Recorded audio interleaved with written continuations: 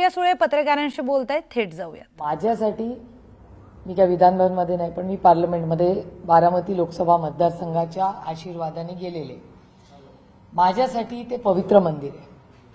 त्याच्यामुळे असं कृती ही माझ्या ध्यानीमनी नाही। एक तर आपण सुसंस्कृत महाराष्ट्रातले सगळे सुसंस्कृत भारतीय आणि मराठी लोक आहोत। जी कृती झाली ती वाईट आहे, महाराष्ट्राच्या हिताची नाही। आणि अशा कुठल्याही कृती म्हणजे गेल्या 15 दिवसात अनेक व्हिडिओ झालेले आहेत जे सगळेच कुठलाही पक्ष असेल, मग तो आमचा असेल किंवा कुणाचा असेल, ही कृती अशी होता कामा नये या मताची मी आहे।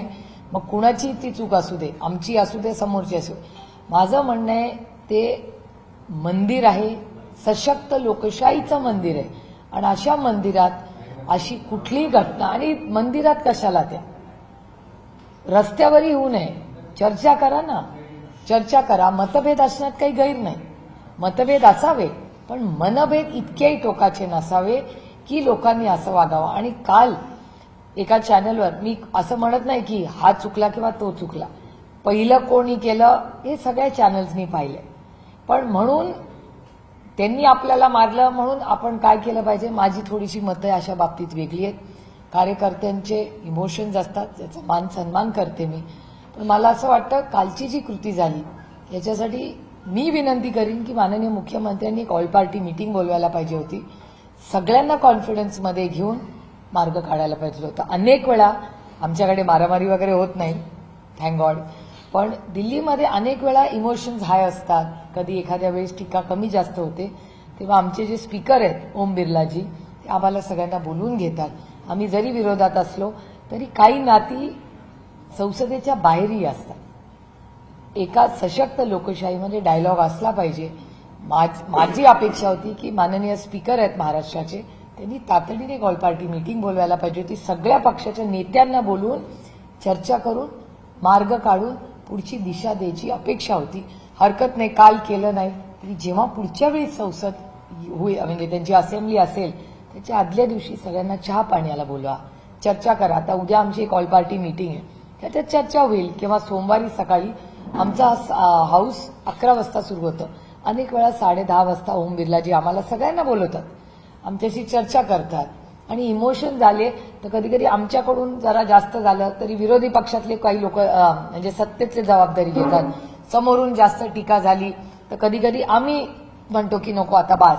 त्याच्यामुळे कोणीतरी त्या हाऊसमधले जे लोक आहेत, अनेक ज्येष्ठ आहेत, 5, 6, 7, 8 वेळा निवडून आलेले आमदार आहेत ना, त्यांना थोडीशी ओनरशिप द्या।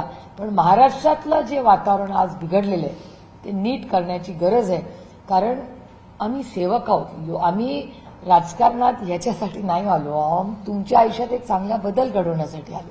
त्याच्यामुळे ज्या अनेक घटना, मग ती बॅगची केस असेल, जे पैसे दिसले कॅशमध्ये ती केस असेल, ही वेदना देणारी, जे एकीकडे माननीय प्रधानमंत्री कॅश फ्री भारत करतात, निर्मलाजी माझ्यासमोर अनेक वेळा पार्लमेंटमध्ये म्हणलेत, कारण का प्रत्येक फायनान्शियल डिबेटला जेव्हा फायनान्स बिलचे इश्यूज असतात, मी स्वतः दरवेळीच गेले 15-16 वर्ष मी खासदार आहे, तेव्हापासून मी नेहमी असते त्या डिबेटमध्ये आपल्या ह्या बाजूने। त्यामुळे अनेक वेळा कॅशलेस भारत करण्याच्या प्रयत्नात एक बॅग कॅशची मिळते, मग काहीतरी अंधश्रद्धा कुठेतरी काहीतरी चाललेलं असतं, त्याच्यानंतर आणि काही घटना हाणामारी, हे महाराष्ट्राची संस्कृती नाही। 2-4 लोक असं वागतात म्हणून प्रत्येक मराठी माणूस असा नाही। आणि माझी विनंती आहे सगळ्या आमदारांना, सगळ्याच, आणि त्यांच्या कार्यकर्त्यांना माझी हात जोडून विनंती की ह्याच्यात महाराष्ट्रात आज व्हिडिओ आणि टीव्हीमुळे तुम्हाला माहिती असेल, तुम्ही सगळे मीडियामध्ये आहात म्हणून, पण प्रत्येक राज्यामध्ये त्यांच्या भाषेमध्ये ट्रान्सलेट होऊन ही बातमी सगळीकडे देशात पोहोचलेली आहे, सगळीकडे।